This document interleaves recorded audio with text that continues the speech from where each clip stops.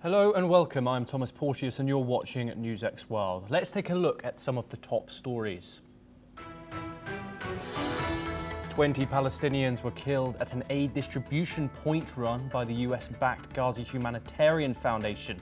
19 were trampled and 1 was stabbed after armed agitators sparked a crowd surge. The UN Rights Office says it has recorded at least 875 deaths near Gaza aid sites in the past 6 weeks, mostly around GHF centres. Israel has said it is deploying more troops to the Syrian border after warning Damascus to pull back forces from the south. The Israeli military said it made the move in accordance with the situational assessment and vowed more strikes if demands are not met. A senior Hamas official has dismissed claims of progress in Gaza ceasefire talks, saying Israel has not provided any new maps on troop withdrawals. Bassem Naim accused Israel of seeking to prolong military control in the Palestinian territory. President Trump is considering new disclosures and a special prosecutor to contain backlash over files linked to convicted sex offender Jeffrey Epstein. Trump has backed Pam Bondi and urged for his supporters to move on, but some key allies remain defiant. Russia launched 400 drones and a missile overnight towards Ukraine, striking energy infrastructure and wounding at least 15 people across Kharkiv and other regions. Ukrainian officials earlier said 2 people were killed in a separate drone strike on the frontline city of Kupiansk. Iran's parliament has said that Tehran should not resume nuclear negotiations with the United States until certain preconditions are met, state media there has reported. Lawmakers warn that Washington uses talks to deceive Iran and shield Israeli attacks, saying no new negotiations can occur until conditions are fulfilled. A war monitor says at least 248 people have now died in southern Syria's Sweida province after days of clashes that forced a government troop deployment. The Syrian Observatory says 92 Druze minority members were among the dead, including 28 civilians and 21 allegedly executed by government forces. An EU court has rejected an appeal by Jean-Marie Le Pen's heirs against a European Parliament decision to recover about €300,000 in unjustified expenses. Judges said the repayment procedure did not breach legal certainty or legitimate expectations.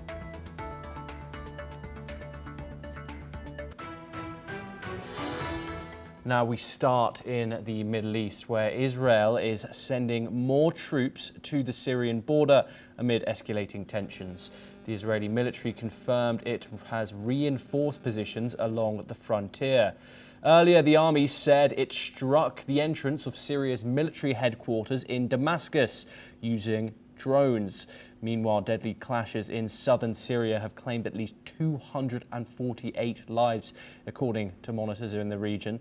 The city of Sweida, a Druze stronghold, has seen heavy fighting. Israel has warned Syrian government troops to withdraw from the area.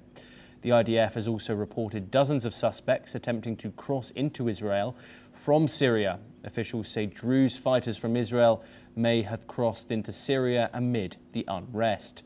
Damascus has promised to punish those responsible for abuses in Sweida after reports of executions and rights violations surfaced. The region remains very much on edge, with both sides mobilizing and airstrikes continuing. We're now joined by Ross Feingold, who's a political risk analyst. He joins us live from Taipei, Taiwan. Ross, thank you very much for joining us on the program. Ross, this unrest, people may have only heard about it today, but it is an ongoing situation in Syria. What strategic objectives here might Israel be pursuing by reinforcing its positions along the Syrian border at this juncture? To put it simply, Israel does not trust the new Syrian government, especially given the new the new government's background as an Islamist terrorist organization. Israel has made it very clear over the past 6 months that any movement of weapons and personnel by the Syrian military are going to be met with a very swift Israeli military response. And they're continuing to do that even when it seems like this is a matter of internal ethnic strife within Syria. But as long as the government-controlled military forces move their men and weapons, then Israel is going to intervene. Ross, earlier in the day, we saw a drone strike on Syria's military headquarters in the capital. What does this mean both tactically and symbolically? Well, tactically, again, it's part of Israel's ongoing action against the Syrian military, which, again, Israel has made very clear that they will pursue at times of their own choosing, of Israel's own choosing. And symbolically, it demonstrates to all the relevant stakeholders, whether that's people in Israel or people in Syria, various armed groups in Syria, as well as, of course, the new government of Syria, that Israel is very serious about this. That Israel has very low tolerance for the movement of military forces in Syria, especially if it comes close to the borders with Israel. And Israel is going to take action. And they've continued to do that over the past 6 months after the Assad regime was overthrown. So symbolically, again, it demonstrates that Israel has this ability. They will back up their threats, and they will use that ability. Ross, for those who don't know about the region, who are the Druze people, and where does this unrest stem? You know, the interesting thing about the Druze minority who live in different countries in the region, including Syria, including Lebanon, including Israel, is in Israel, they are a part of society ever since Israel became independent. Druze serve in Israel's military, and they've done so very valiantly. And within Syria, they've been considered a minority whose rights have at times been repressed by the Assad regime. And the Druze have very legitimate concerns that under a new Sunni regime, their rights might also be repressed. You know, it's not a surprise in an unstable situation that Syria still remains in, that there are still Druze armed groups. And until they feel comfortable with the statements or the promises of the new government that it's going to treat all religious minorities equally and fairly, and that they'll be safe in the new Syria, it comes as no surprise that they are retaining their weapons and they're not willing to give them up yet. Ross, what might be the wider geopolitical implications of this? Obviously, the US is a staunch ally of Israel. However, it has also lifted sanctions on Syria, crippling sanctions on Syria. And then that led us to reporting earlier this week that Syria has just announced massive investment in the capital in particular. What are your thoughts on the possible future geopolitical implications of if this violence continues to escalate? That's a really good question. One thing to watch is going to be the reaction from the Gulf states. You mentioned the recent announcement about significant investment in the port in Syria by Dubai's ports company. Qatar has invested a lot of their own political capital in trying to reach a ceasefire agreement in Gaza between Hamas and Israel. Saudi Arabia is of course, is close to the Trump administration. So one thing to watch, excuse me, one thing to watch here is the reaction from those Gulf states, and are they going to criticize Israel's intervention, or are they going to remain silent, or are they going to take the side of the new Syrian government and show some support for it? That's a question mark as of the moment, but definitely worth watching. Ross, thank you. You are staying with us to discuss further updates. Druze leaders in Israel have declared a strike in solidarity with their community in Syria. They're urging members to prepare to cross the border and help, saying silence is not an option. This follows deadly clashes between Druze Bedouin fighters and Syrian forces. Yesterday, dozens crossed into Syria from the Golan Heights before being returned by the IDF. Meanwhile, France has strongly condemned what it calls abuses against civilians in Sweida and is calling for an immediate end to the violence. The European Union has also said that it is alarmed by the continued clashes in Syria's Druze majority area, calling on all sides to implement ceasefire and protect civilians. And we also bring you some breaking news. Amid the escalating tensions, Israeli Prime Minister Benjamin Netanyahu has addressed the Druze community and urged them not to cross into Syria, saying the situation there was very grave and they could be kidnapped or killed. We're once again joined by Ross Feingold to start to discuss this further update from the region.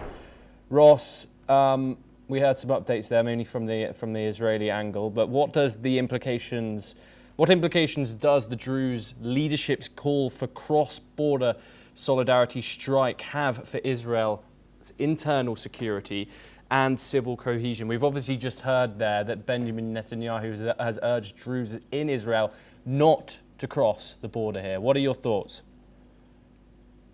It's certainly a conundrum for the Israeli government. Do they physically stop Israeli Druze from crossing the border to join the fight in Syria, or do they let them go into Syria? If they let them go, Israel might be accused of adding fuel to the fire of this ongoing armed conflict in Syria. On the other hand, Israel wants to let its domestic, the Israeli Druze know, the domestic Druze minority, that Israel is supporting the Druze community. I think the most likely outcome here is that Israel will continue to take military action against movements by the Syrian military, and it will try to convince its domestic, the Israeli Druze, that this is sufficient and that Druze from Israel should not be crossing the border. And in fact, they might even be stopped by Israeli security forces from doing so. Yes, Ross, and how might widespread Druze mobilization along the Golan Heights, still disputed by some nations, affect Israel's rules of engagement and its relations with these minority communities? Yeah, that's also an interesting question, because although the Israeli Druze community has lived as a part of Israeli society since Israel's independence, the Druze in the Golan Heights, many of them have declined to take Israeli citizenship, and they prefer to remain as Syrian nationals. But when it comes to the Golan Heights, we know that Israel's position is abundantly clear, that this is sovereign Israeli territory, no matter who's living there. And that's been recognized by the United States under the first Trump administration. So nothing is going to change strategically in the Golan Heights. I mean, even if the Druze who live in the Golan Heights and have allegiance to Syria were to protest Israeli military intervention in Syria, that's not going to change the decision-making of Prime Minister Netanyahu. Yes, and since this violence has emerged once again within the past 48 hours, in what ways might this, in the way Netanyahu handles this decision, affect the perception of Israel? Once again, Netanyahu's critics could voice vocal criticism about his approach to this situation. Do you think Netanyahu should tread lightly here? He's not going to. Again, Israel has made it very clear that they're going to take military action when the Syrian military moves men or weapons. Yeah, there's going to be some criticism of Israel. There's going to be people saying that Netanyahu is using the Israeli military. He's calling it into action just as part of maintaining his position, and he could say we need to be unified because the military is going into action. And of course, there's been a lot of developments in recent hours about the possible breakup of the Netanyahu-led coalition. But again, I think the most important decision for Netanyahu is one that he's already made, and that is he's going to use the Israeli military to prevent movement by the Syrian military.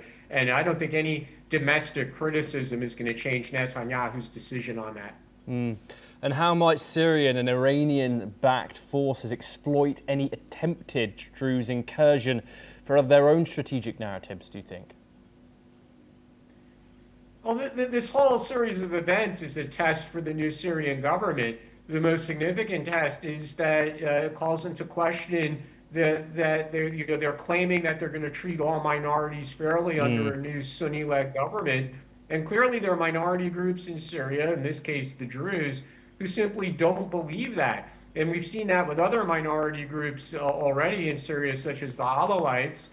They've also resorted to weapons and have had clashes with central government security forces. So the new government, they say they want to focus on economic development.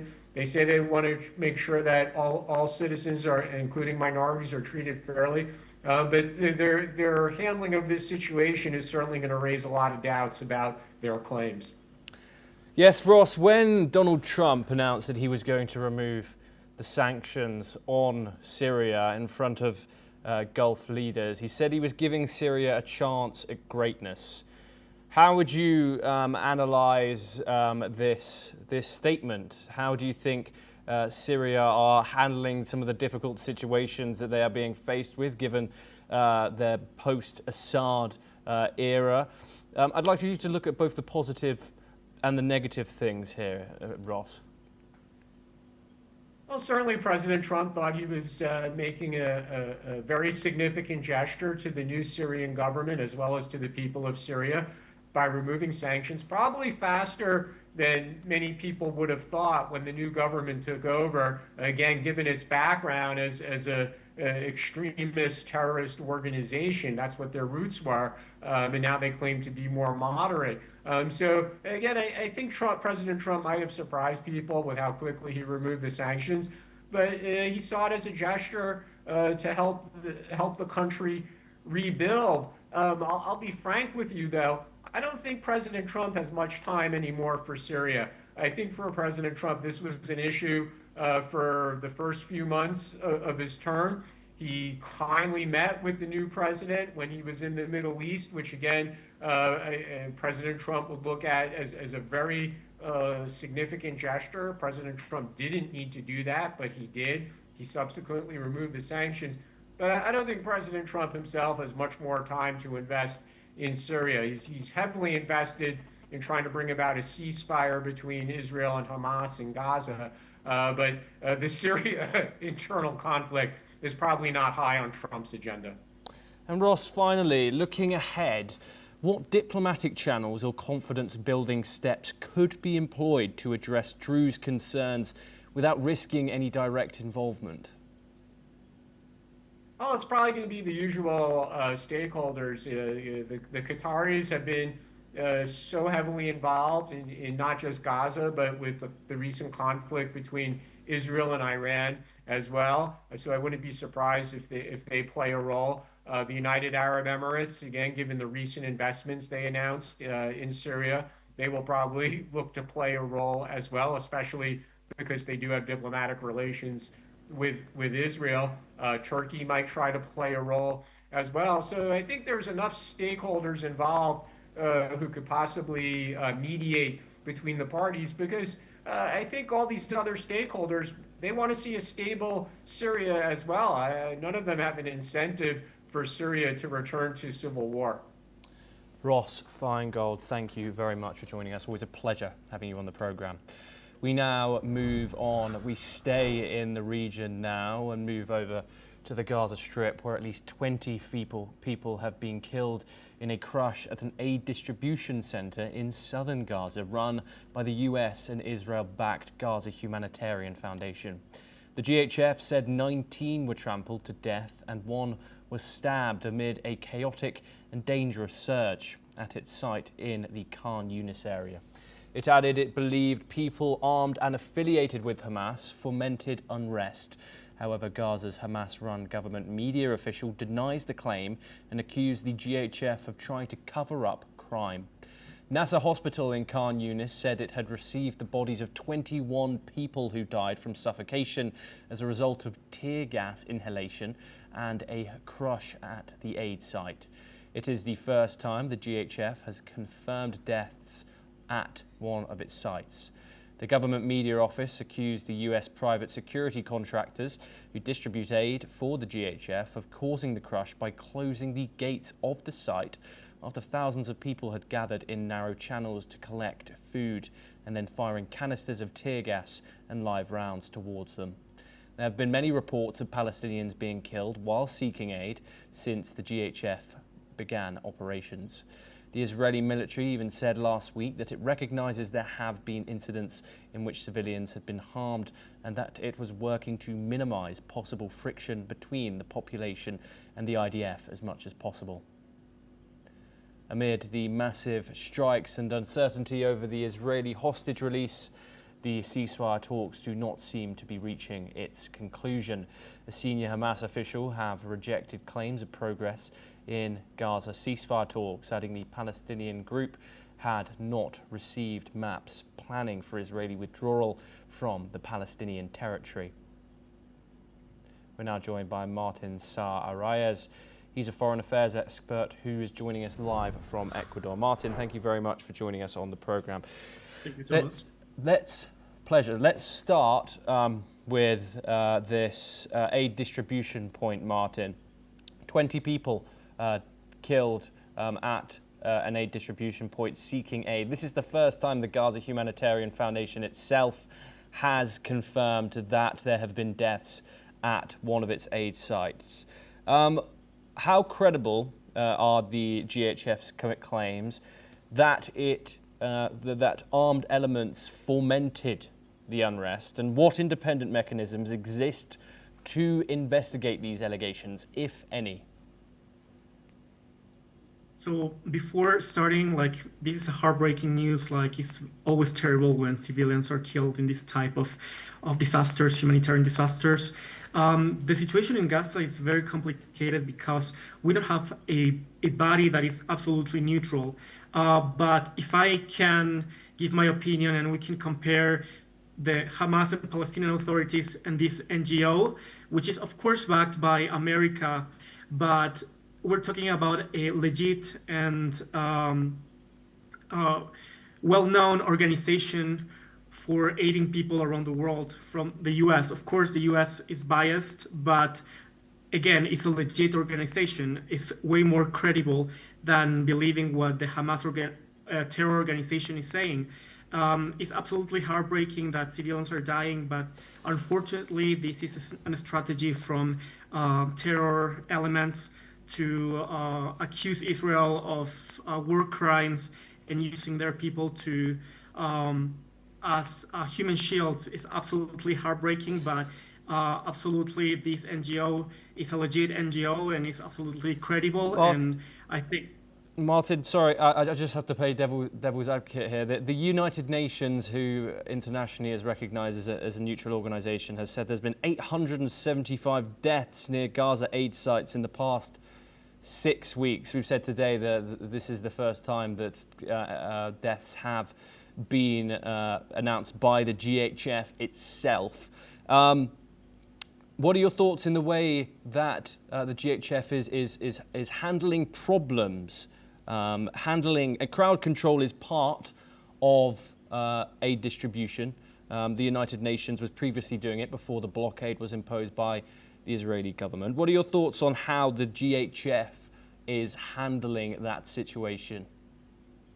I think by this point, no organization can absolutely control what kind of people are going to these humanitarian aid centers. In Gaza, we have the problem that Hamas cells are infiltrated in all the society. It's impossible to know who belongs to Hamas, who is an innocent civilian from Gaza. It's almost impossible. And a lot of civilians, unfortunately, are directly or indirectly related to Hamas. I'm not saying that civilians are Hamas. Of course, there are innocent people who want peace and want to live in a normal life. But unfortunately, there are also cooperation from civilians cooperating with Hamas. So it's a very difficult situation. No one can really know who is Hamas, who is an innocent civilian. I think this organization is doing the best for helping the allegedly civilians who are going there to get help. I think it's also very difficult for the UN. Unfortunately, the UN, even though it's a legit organization, a neutral organization who's trying to help the world in all of these bellic situations, unfortunately, a lot of Hamas people from Hamas have been using the good intentions from the UN for using them for carrying out a lot of terror organizations. We need to remember UNRWA, a UN organization, has been used for carrying out terror organizations, and a lot of people who were involved with the kidnapping of Israelis were Sorry, working Martin, for UNRWA. I don't understand. Where was that source from? Where's that information from? Apologies. Of course, from the Israeli government. Okay. And also you can, yeah. So it's from an Israeli source. Yeah. Okay.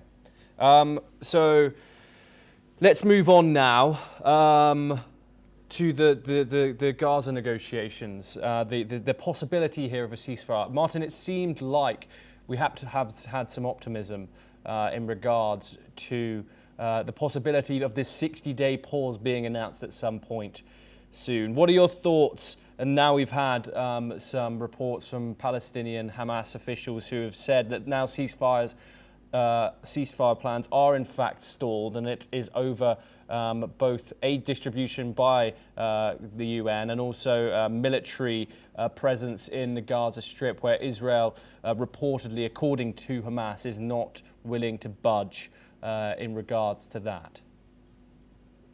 So basically, I don't see a ceasefire in the near future. Even Hamas have been confirming this, that they're not seeing any ceasefire in the couple of days or weeks. As I said before, I don't think Hamas is going to cooperate. I don't think they're going to give up. This is a terror organization that is not willing to give up on. They don't care about other people. They just want to fight Israel forever. And I think this is a very difficult situation. And I don't see in the near future a ceasefire. Maybe if all of the hostages are released, there can be a possibility of approaching a ceasefire. But until then, I don't see any ceasefire in the next days. Martin Saar Arias, thank you very much for joining us on the program. Pleasure having you on once again. We now move over to South Asia for our next story, where in Gopalganj at least 7 civilians have been killed by army gunfire, as per an ex-post by Bangladeshi Awami League. The post mentions that at least 50 people have been injured by bullets, and all of them are in critical condition. This comes amid protests in the region. The general public of Gopalganj has taken to the streets, with the Awami League demanding an answer nationally and internationally. We're now joined by Prashanta Kumar Shil, who's an academic and political commentator. He joins us live from the Bangladeshi capital of Dhaka. Thank you very much for joining us, Prashanta. This is a developing situation here. There's still information trickling in. What can you tell us, if a little bit more, about this situation, Prashanta? You know that today is a very much a remarkable day for Bangladesh. It's basically for the reason from in front of the Awami League. Especially, you know that the regime change in 5th August from Bangladesh, and outer-state Prime Minister from Sheikh Hasina is actually from India. So that's why it's one kind of bounce history. You see that in 2 days, and there is in some Gopalganj march from the Awami League. You know that the student party here from NCP, National Citizen Party, they have a program from July, in the banner of July. So they have been just around from the whole country, especially in several districts in Bangladesh. But we see that they hear from they haven't given agenda from from Gopalganj. Gopalganj, you know that the Gopalganj, the history of the Gopalganj. Gopalganj is the you know that the very pioneer from the Awami League, especially you know that the Sheikh Mujibur Rahman, who is a father of nations from Bangladesh, and he's calling the land of from his, and you know that there's a history, the history of the Arab League and League politics and everything is from decentralized in Gopal. So is a you know that the 2 days program, you know that is a processions, is a meeting from the NCP solid here. But you see that that is the program when they can declare from the NCP, but the normal people, the general people in Arab League and other people, they cannot accept it in a positive way. That's why the clashes began from this till morning, and we see that there is so much massacre and so much vandalism for that the situation. The situation is not a control at now. We know that there's lots of casualties happening in Gopalganj. There's lots of we're not too sure, but some of the media mentioned that there is the killing. Prathamalu, the major in Bengali newspaper, they quoted that at least 2 people died, but the actual casualties more than we don't know.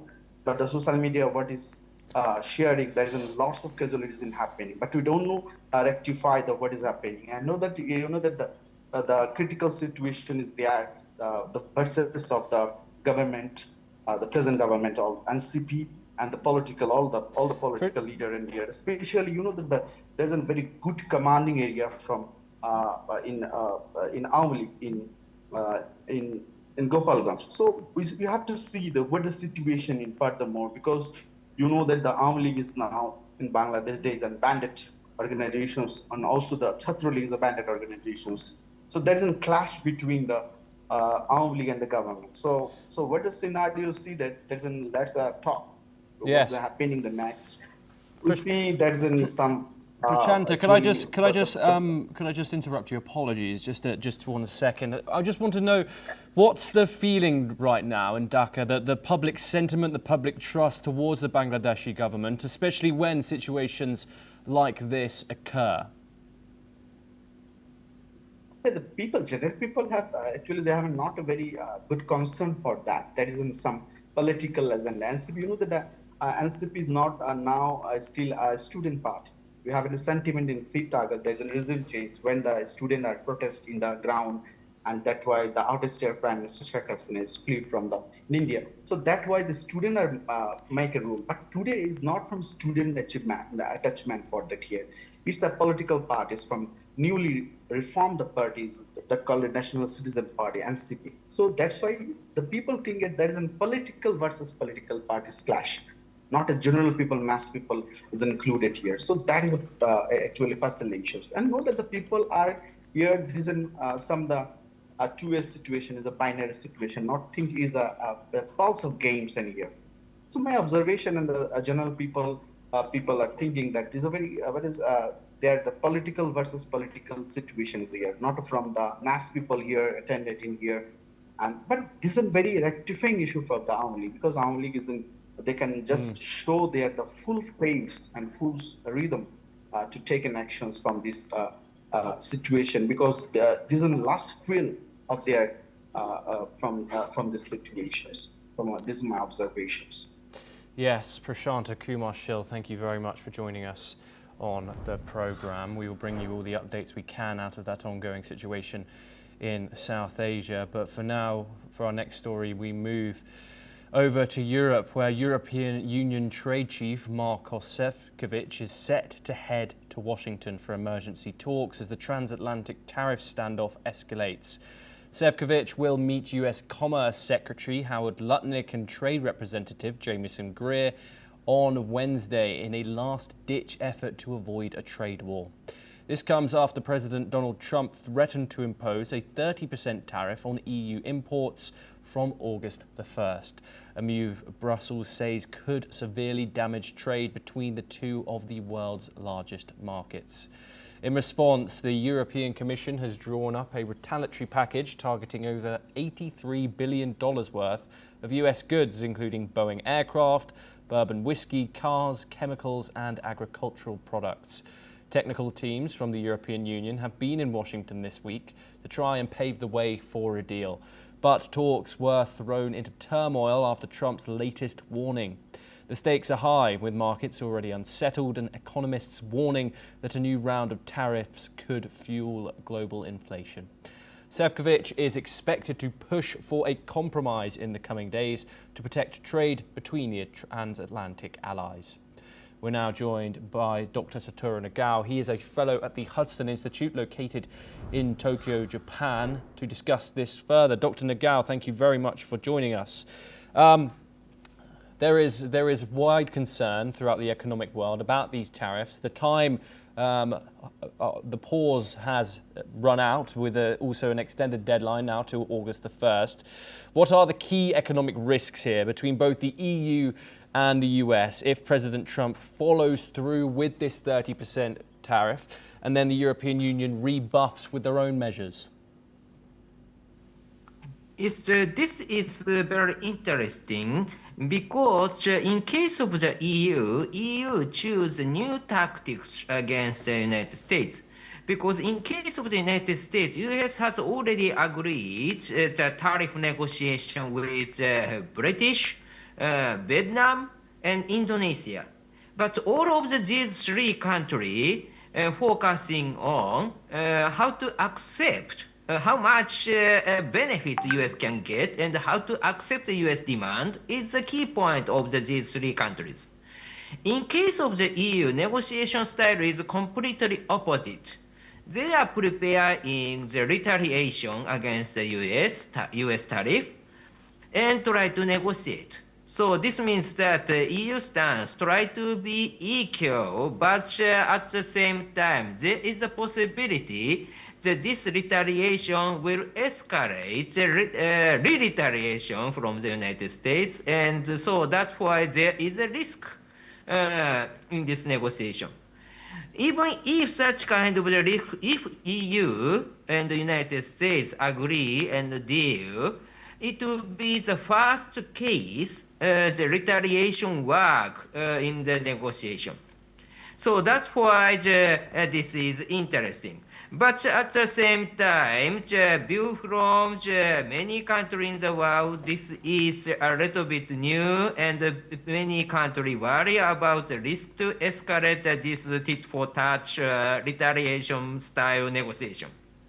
Thank you. Yes, Dr. Nagao. What are your thoughts on how effective, if this 30% tariff does come in and hit the European Union, this proposed $83 billion retaliatory package, how likely is that to be in deterring these US tariffs? But what are its potential downsides? Anyway, the EU and the US trade, EU export to the United States more than the US export to the EU. So that's why this trade, EU got more benefit anyway. So under such kind of situation, that is the reason why the US asked EU the high tariff. So in case of the EU, even if the EU try to be the equal manner, which is retaliation against the United States, it is true that this trade, EU want to continue because this is beneficial for EU. So that's why even if the EU try to retaliate, still, I believe EU try to concede more than the EU concede more than the US concede the EU. But I think this is a negotiation to be equal. Or fair trade could happen under such kind of situation, I believe. Yes, Dr. Satoru Nagao. We will now move on to our next story, and we move over to the Indo-Pacific, where Indonesian President Prabowo Subianto has announced a new era in trade ties with the United States after President Donald Trump agreed to cut tariffs on Indonesian exports from 32% to 19%. The deal was reached after a call between the two leaders, with Indonesia promising to buy 50 Boeing jets and boost imports of US energy and agricultural goods. Trump's administration is racing to finalize trade deals before an August the 1st deadline for higher tariffs. Experts warn the agreement could still hurt Indonesia's trade balance as its exports face a 19% rate, while US goods enter Indonesia with little restriction. Prabowo says he may visit Washington later this year to strengthen the partnership. Listen in to what he said.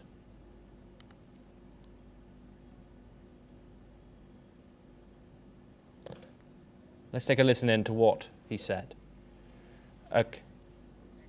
Okay, so we are now looking at the trade deal which has been signed between Indonesia and the United States, who have sealed this trade agreement that President Prabowo Subianto says ushers a new era of mutual benefit after a phone call with President Donald Trump.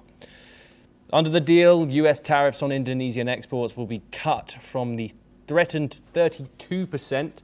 That was back in April, where Donald Trump held up that big board in the White House Rose Garden. Now it's down to 9%, with American goods entering Indonesia free of tariffs and no non-tariff barriers. We're now once again joined by Dr. Satoru Nagao to discuss this deal in more detail. Dr. Nagao, how substantial of a deal is this? We've now seen a third country that Donald Trump has agreed a tariff deal with. What are your thoughts about how good this will be for both countries? As we've said previously, Indonesia has managed to get its tariff rate from 32% to 19%, with US goods entering Indonesia at little to no tariffs. What are your thoughts? Who wins this? Case, it is interesting because Indonesia conceded much during the US concede. So, and in case of Vietnam, in case of Indonesia, there are the similarities. Indeed, even if Indonesia concede or Vietnam concede, if they continue to trade with the United States, it is beneficial for Indonesia and Vietnam.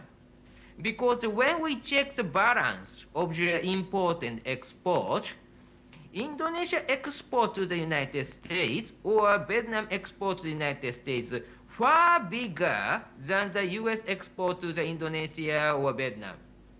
So that's why even if the tariff is exist, and this tariff is one-side tariff, only Indonesia to US, the US import tariff, but from the US to Indonesia, there is no tariff. Even if such kind of situation, still Indonesia can get more benefit than the United States. So that's why in case of the Indo-Pacific, indeed this is one of the typical example. For the Indo-Pacific country, containing the trade itself is a very big benefit. So, but that is the reason the US get more in the negotiation, and the Trump administration try to impose a tariff.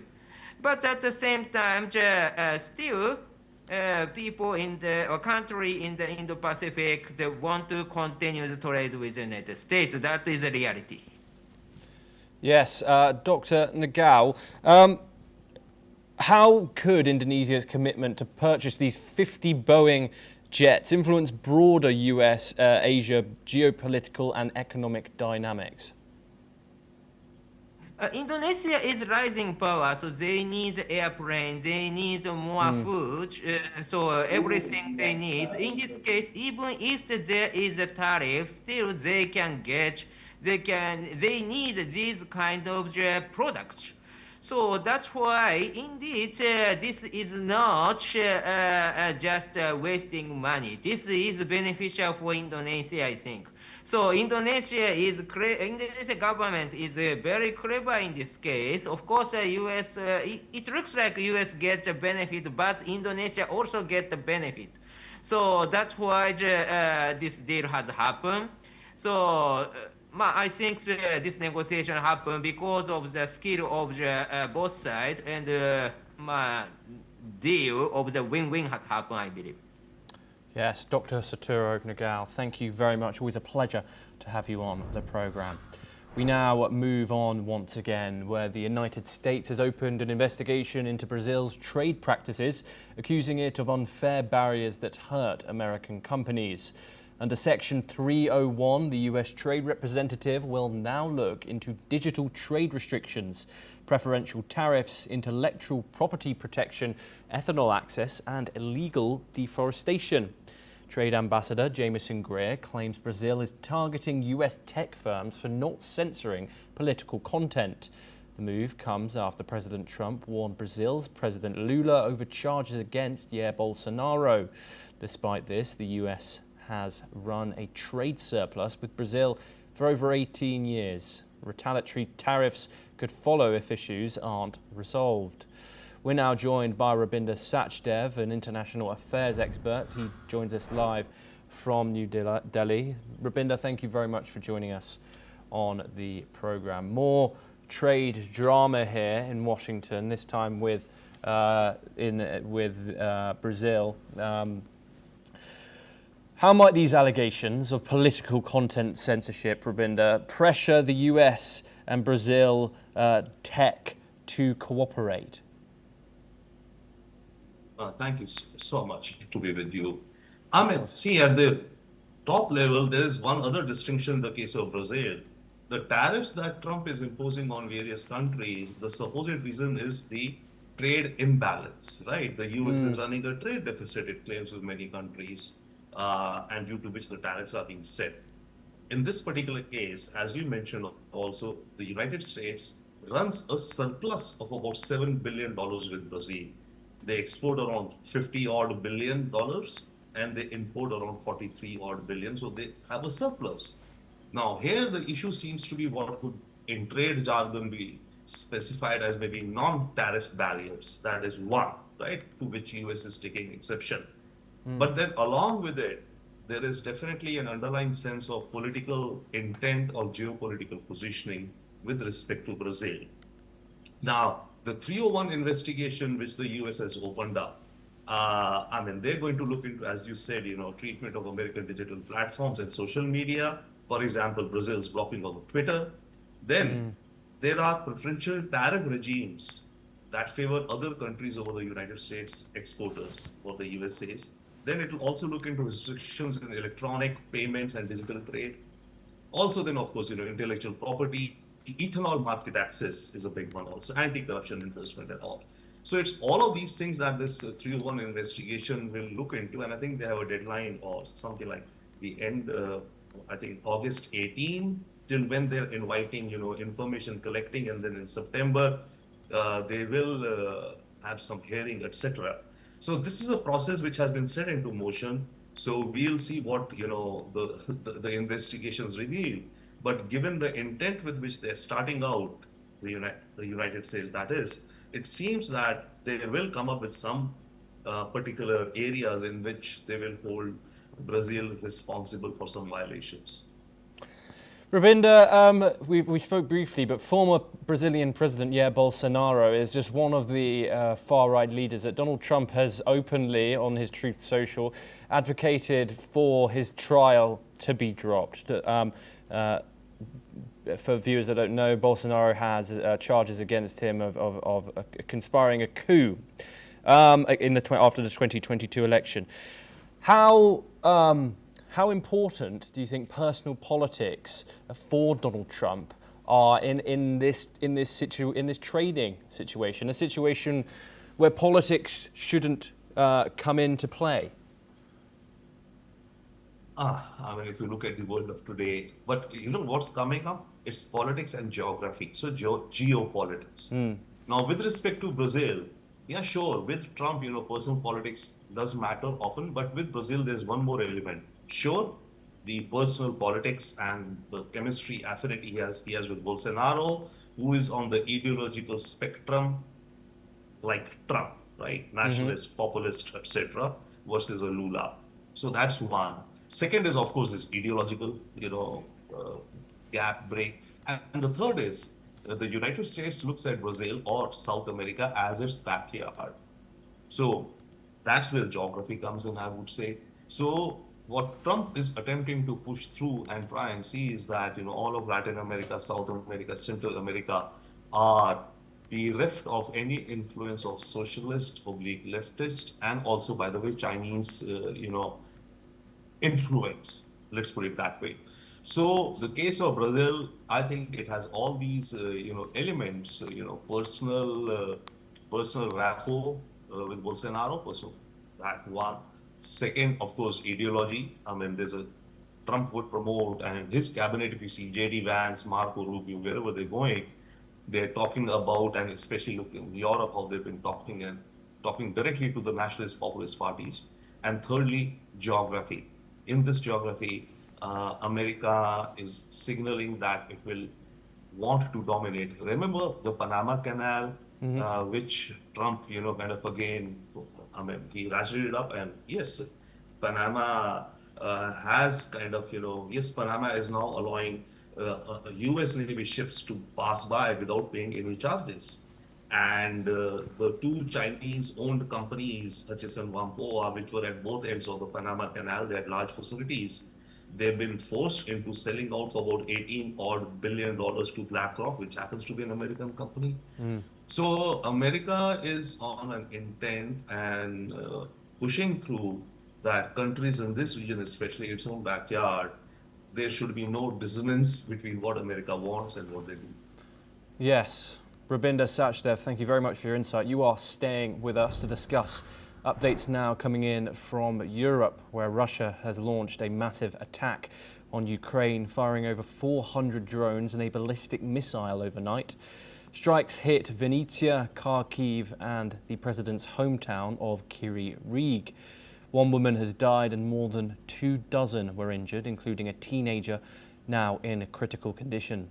The blitz damaged infrastructure and cut power and water supplies. This escalation comes just days after US President Donald Trump warned Russia to accept a peace deal within 50 days or face tough sanctions. Russia continues its summer offensive despite calls for a ceasefire. Peace talks remain stalled. We're once again joined by Rubinder Sachdev to discuss the ongoing Russia and Ukraine conflict and the recent developments. Rubinder, we've seen the aerial strikes once again sent over from Moscow to Kiev. This obviously as well comes just a day after Donald Trump announced the shipment of Patriot missile defense systems to Ukraine. What are your thoughts on the president's current stance towards the Russian president and obviously towards the escalating violence on the battlefield? The stance of Trump that we see, which is shaping up now against Russia and Putin, it definitely is hardening. It reminds me of way back when he was campaigning, and that's when he had positioned and thrown out a formula which I thought would be what he is working towards, or he will, when he claimed that within 24 hours he will stop the war. Therein, Trump's idea was he will threaten Putin, stop the war, or I'm going to arm Ukraine to the hilt and they're going to ravage you. On the other hand, he would have talked to Zelensky and said, stop the war, or otherwise I'm cutting off all your military aid and money. Right. Now, the first few months of his presidency, the last 4 months, 5 months that Trump has been, it seems, he was giving leeway, tagging along with Putin. But now it seems to me that he's coming back to his original formula, equation, that he is going to give Ukraine weapons more and more, but to that, he's adding the threat of sanctions, right? Sanctions on countries which buy oil, energy from Russia, primarily being China and India, the large ones, that they'll be slapped with 100% tariffs on their exports to the United States. Now that, on the face of it, on paper, and if you look numbers-wise, that is a hammer that can be there. In fact, Lindsey Graham, the senator who's introduced this bill, they are calling, in fact, for 500% tariffs. So, but let's say Trump is talking 100%. So what it shows is that in the coming days, once again, 50 days, when these 50 days get over, Putin, as of now, if we see, it seems Russia is carrying on, and by launching these even heavier attacks, it could indicate that Russia is, showing the thumbs up to, or a thumbs down to Trump. But on the other hand, there's a school of thought which says that, okay, Putin will aim to capture as much as he can within the next 50 days and then see where. But going by the track record of the Russians and the Russian army in 50 days, I don't see them achieving any quantum jump in their military victories. They are moving along like a grinder. Russia is not able to, reach its military objectives. That's what I would say. But on the whole, yes. So the 50 days period when it ends will be a very interesting period to see both for Russia and also for other countries who do trade with Russia. Rubinder, how should people take this tariff threat? How damaging will they be to Russia if they are imposed on, as you mentioned, the biggest buyers of Russian oil, India and China, along with others, Moscow allies? Should Ukraine be happy about this decision that Donald Trump has made? The damage the impact would definitely be huge on the Russian economy and also on economies of some other countries like, again, China and India, which import. With respect to Ukraine, should Ukraine be happy with what Trump has announced? I think Ukraine is partially happy and partially not happy. Ukraine is partially happy that, okay, fine, it's starting to get the weapons flow again, right? But Ukraine is not happy that the sanctions which have been talked about have been again delayed for 50 days. Ukraine, Zelensky would have much more liked that, even yesterday or whenever Trump announced that, okay, we are sending more patriots, we'll gather them, NATO countries will send it and NATO will buy from America. So Trump is positioning to his base that I'm not pouring money into a sinking hole. It's the NATO, the Europeans that are paying us the money and buying the Patriot systems. Okay, so that that tap has turned on for Ukraine, but Ukraine is not very happy right now because they would want the sanctions to be imposed ASAP, immediate. Rubinder Sachdev, thank you very much for joining us on the programme. Pleasure to have you on. We now move on over to Europe, where Britain has lifted a 5-year ban on Pakistani airlines. The move follows improved aviation safety standards.